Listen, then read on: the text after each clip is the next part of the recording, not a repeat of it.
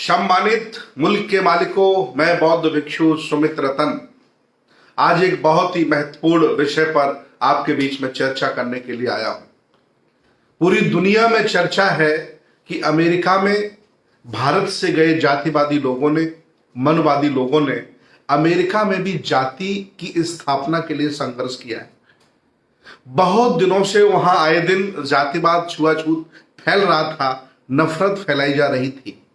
दो धड़े हैं अमेरिका में, एक अंबेडकरवादी रविदासियों का धड़ा है जो विज्ञानवादी है, तर्कवादी है, जिनके साथ वहां का डेमोक्रेटिक रिपब्लिक दोनों पार्टियों के लोग साथ में जुड़े हुए हैं।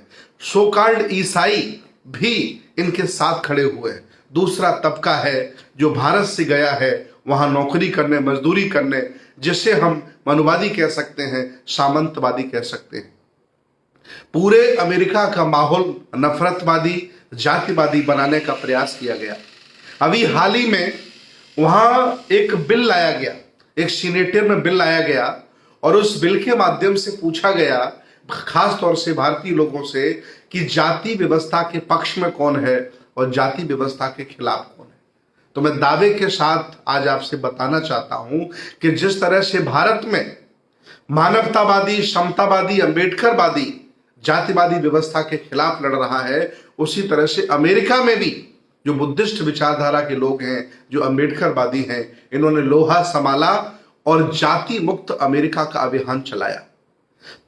जाति के पक्ष में वहां जितने भी सबल लोग रहते हैं, जितने भी मनवादी, सामंतवादी लोग रहते हैं, उन्होंने वोट किया। लिहाजा वोट, चूंकि लोकतांत्रिक देश है, वहां वोट डाले गए, तो लिहाजा वहां उन लोगों की जीत हुई जो जाति पसंद नहीं करते हैं, जो छुआछूत भेदभाव नहीं मानते हैं। वहां जातिवादी, सामंतवादी और खास तौर से नित्यानंद जैसे रेपिस्ट जो भारत से भाग करके अमेरिका में शरण लेके बैठा हुआ है, उसकी हार हुई है।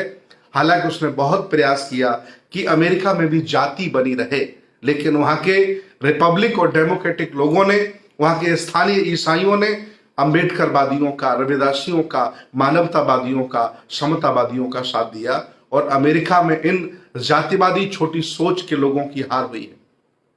मैं ये बात आपको इसलिए बता रहा हूं कि जो वर्तमान की मीडिया है भारत की, जो पूरे दिन दूसरों की कहानी अलापती रहती है, इस पूरी मीडिया में, पूरी गोदी मीडिया में, मनवादी मीडिया में ये चर्चा तक नहीं हुई कि भारत में जातिवादी स्थापित हैं, लेकिन अमेरिका में स्थापना करने की वो बहुत बड़ी भूल कर रहे थे।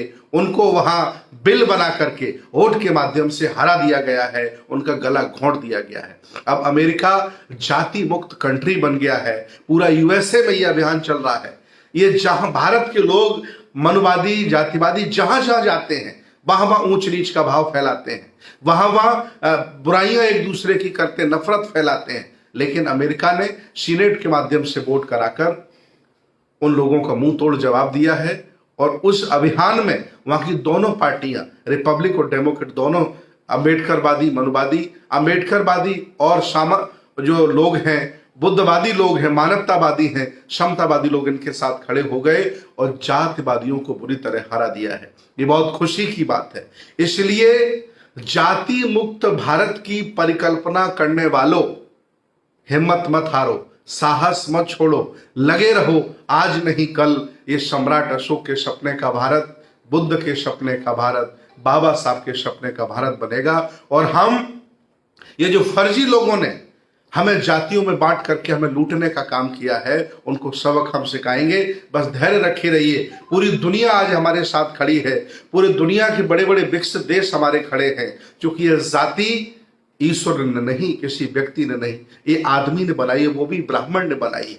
वो इसलिए बनाई है कि अगर वो आपको जातियों में नहीं बांटता तो आपको गुलाम नहीं बना सकता था, इसलिए आपको जातियों में बांट करके गुलाम बनाया है। लेकिन जो जाति ऊंचा है वो तो जाति को बरकरार रखने के लिए संघर्ष कर रहा है, लेकिन जातियों में जो नीचा है वो भी जातियों से बुरी तरह से चिपका है। ये बाबा साहब के विचारों का त्यारा है, ये बुद्ध के विचारों का त्यारा है। अगर जाति का बिहार साफ करते हैं अंबेडकरवादी होकर, बुद्धिस्ट होकर, मानवतावादी होकर, विज्ञानवादी होकर, तो आपसे ज्यादा घिनौना कोई व्यक्ति नहीं है जो ब्राह्मणों को बढ़ावा दे रहा है।